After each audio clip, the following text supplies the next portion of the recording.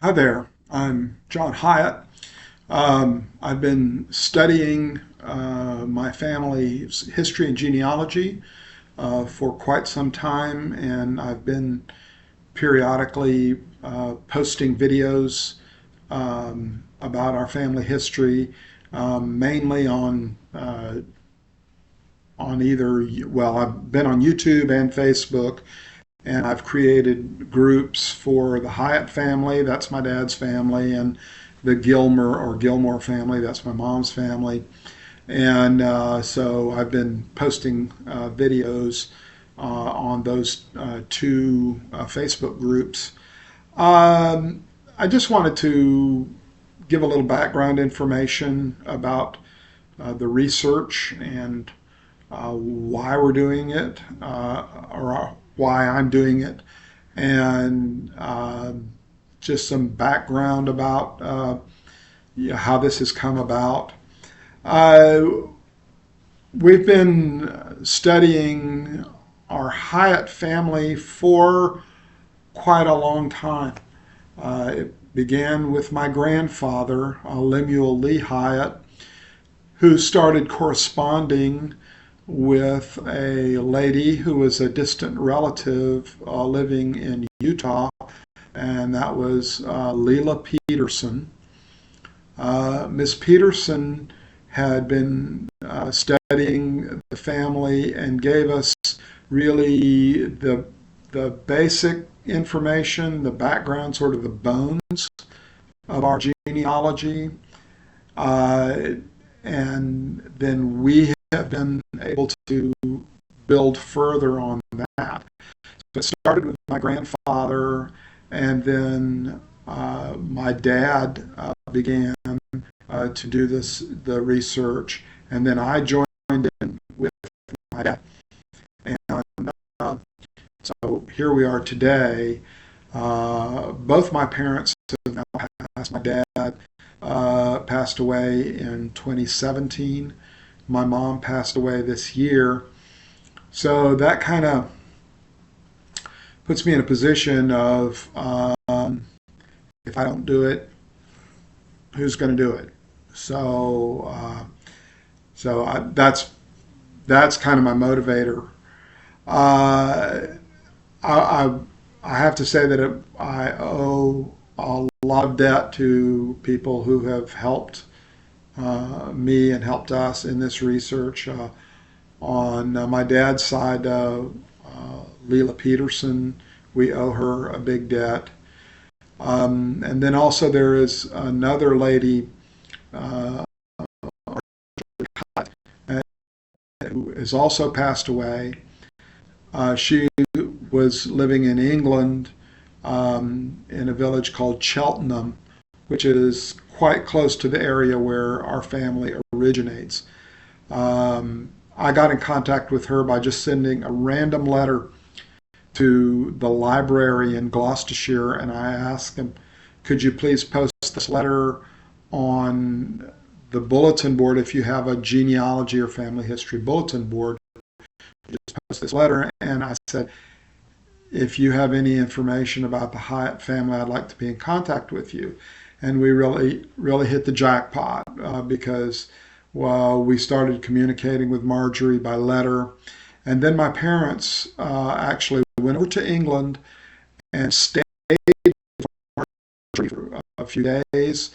And Marjorie gave my dad a notebook that was full of her notes plus copied documents that she had collected, and it was just a ton of information about the Hyatt family.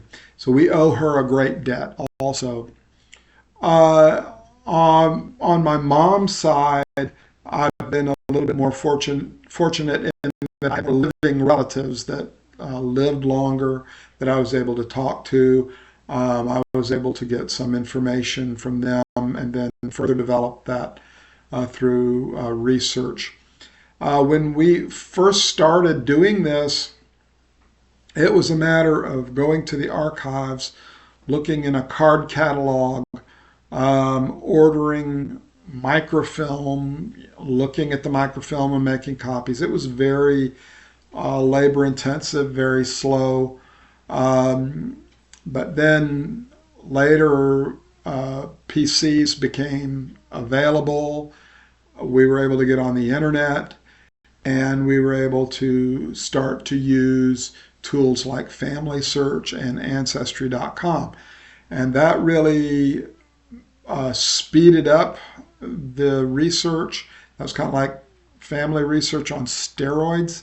Um, and the advantage of doing research in that way is that those tools have a lot of primary documents that have been saved, put on the internet, and they're searchable using different, terms. You can search by name and search by, time and other things. So, at any rate, that is how our genealogy and family history information has been built up. And I have a file cabinet back in my office that is just full of documents and copies of information that we've built up over the years. Um, so I guess there's a question here of why. Why should I bother doing it? Um, Mom and dad have both passed. And so I guess I'm in the position of if I don't do it, who's going to do it? Nobody. Nobody's going to do it. So I feel an obligation to pass along what I've learned. Some of it may interest you, some of it may not interest you. You can take what you like. Um, but Dad, as Dad said to me, you don't know where you're going unless you know where you've been. I would also say, unless you know where you've been and you know your family history, you don't really know who you are. Um, so I grew up overseas.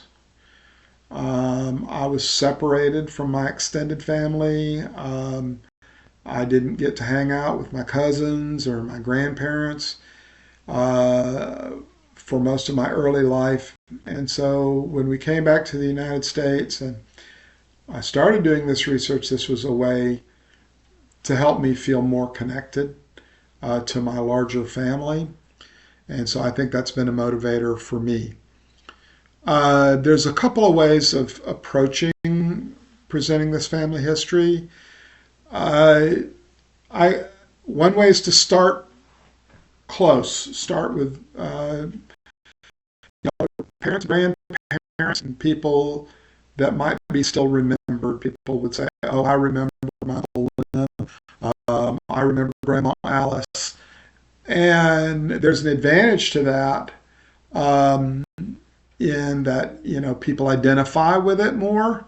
But the problem is, I would like to reach a larger audience than just my close immediate family, because there's a lot of Hyatts and Gilmers and Loverns and related folks out there. Uh, and so a lot of those people, their family branched off before my great grandparents. And so when I talk about those people, they don't identify with it. Um, you know, so I you kind of shrink your audience when you start with immediate family. The other extreme is to start with talking about things that happened a long time ago. So in my Hyatt family, we can go back to about, in a sense, to maybe 1470. So although that kind of catches everybody that has the name, at the same time, some people feel like that's so long ago that that doesn't have anything to do with me, and so they don't have any interest. So I'm going to try to kind of hit both extremes. I'll talk about things that happened a very long time ago, and I'll talk about things that happened more recently. there's a lot of story to be told in the history of my immediate family. But there's also a lot of things we've learned about our family in the distant past. And I'll try to hit all of that. One item that I think is interesting is that we're coming up on the 250th anniversary of the American Revolution. I have a lot of ancestors who fought for America's freedom. I think that's very interesting to me. I hope it'll be interesting to other people. So I'm going to talk about that. Um, so if you're interested in this journey, welcome. Come along uh, and please feel free to contact me and give me feedback if you want to hear about something that I have information about. I'll be happy to work with you on that.